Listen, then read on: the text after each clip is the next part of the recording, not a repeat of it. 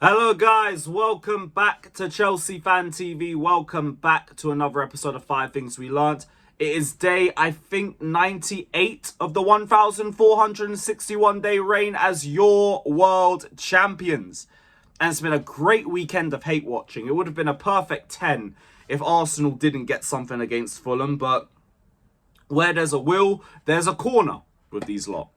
And I can't really hate it too much because goal's a goal, innit? They're top of the league. Gyökeres stinks of absolute urine, but whatever.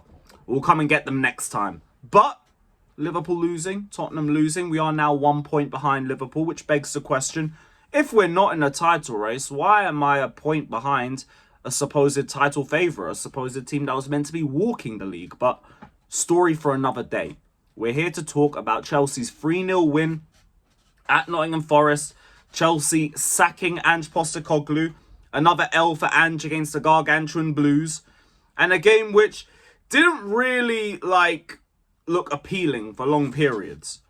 But was still more than enough for us to win the game because that team is just straight garbage. There was no way we were leaving Nottingham Forest without 3 points. There was no way. Even with a very questionable lineup, which is partly due to rotation, having to rest Enzo, having to rest Caicedo, Esteval having the flu, the obvious centre-back injuries, the meaty wing depth. It makes sense why you're going to see a lineup like that. But we're still able to get through the first half with it, which is all glory to God. Because that first half was cheeks. Incredibly bad. We couldn't do anything unless it came from João Pedro. What we saw was life without Moises Caicedo in the build-up. And it's not pretty. It's absolutely not pretty. We're not bringing anything out unless João Pedro's dropping deep and doing it. And the problem is, I need João Pedro to drop deep to collect the ball. I also need João Pedro to drive with the ball. I also need him to create with the ball. And I also need him to be on the end of his own chances to finish it and put it in the back of the net. That was our problem. Everything centrally was just nothing. And that left side, oh my goodness. Forest were targeting the hell out of that. And for good reason. Because we yet again had to have Chalobah on that side. Which, look, ACHEAMPONG is doing so well. And I'm going to get to Josh ACHEAMPONG's performance in a little second. But with how he's playing, I'd rather just at least maybe try him on the left-hand side over Chalobah because, just regardless of what happens, and this is my first point I want to bring in, Chalobah left centre-back cannot keep happening. It just can't. It sucks. He's not good in possession. He's so scared in possession, and it nukes any progression that we have on that side of the pitch.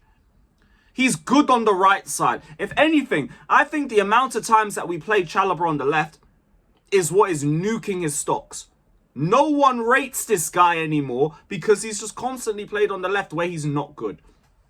With Chalobah, it's solely you got to play him on the right or you just don't play him. And I'd like to try Josh ACHEAMPONG there because he will try things.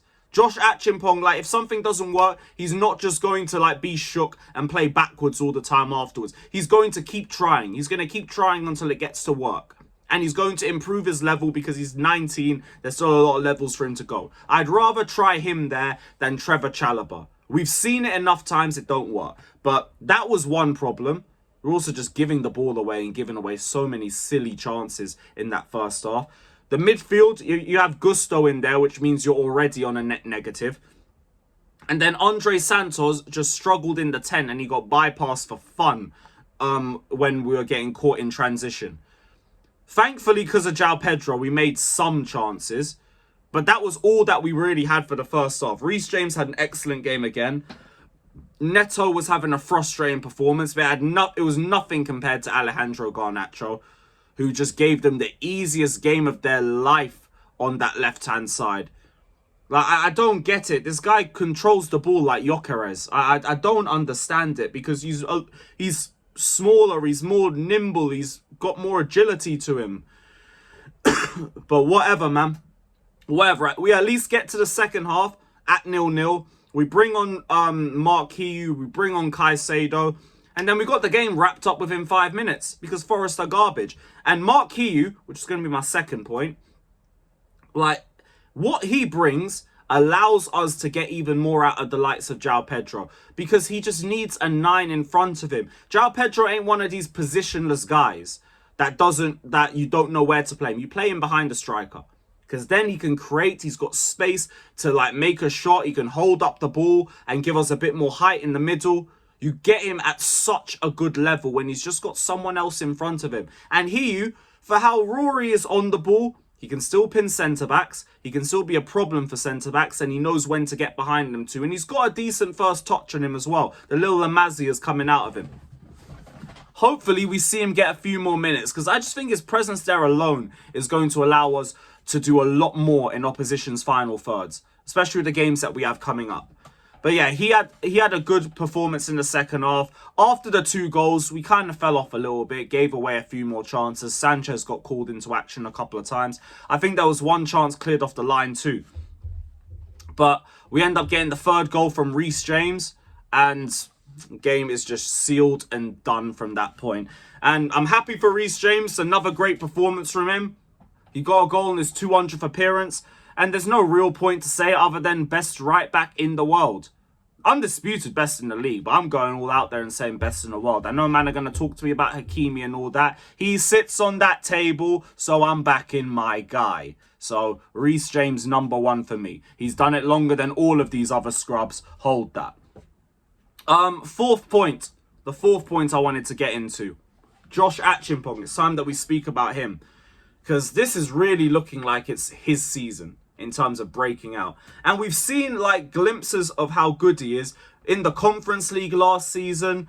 In the odd league games that we played him in. We played him against Palace. He had a good game against Bournemouth before Semenyo equalised last season. Even when he came on in the Poch season, when we beat Tottenham 2-0. This guy, I think, came on and created more chances than anyone else on the pitch. I think that was the stat coming out of that game. And he only played about 10-15 minutes. His confidence, his composure stands out. The ball carrying stands out. This is the guy, might be the answer that we've needed for when Wesley Fofana is out injured. Because he seems like he can do that role really well. And he's only just growing into it more and more by the game. So I'm really, really happy for him. And just gotta hope we keep it up, and I hope we can give him some more minutes because he really should be starting with all the centre-back injuries that we have. I want to see what he can do for me on the left-hand side. Just because we don't have anybody that can play there at a composed level and like try and move the ball quickly. And I see with ACHEAMPONG, I think he can still do that. Even if he doesn't feel relatively comfortable on the left, I think he can learn it. Because he's at least the youngest out of the lot, so he can get bedded into it. And he can make mistakes, and it's understandable. So personally, I play Josh on the left-hand side. And regardless, just play him more. And let him keep getting better. Because if it's an academy player reaching these levels, then we don't have to worry about going in the market for another one. Then you might be vindicated in not going for a centre-back. But we need to see what we can do on the left-hand side first. But yeah. Final point. Just don't give up on anything yet. That's all I'd say. We're 1 point behind Liverpool. We again should be top of the table, but we gave ourselves stupid red cards in winnable games, and that's the only reason why we're not top of the league right now. So don't think that we're not capable of anything.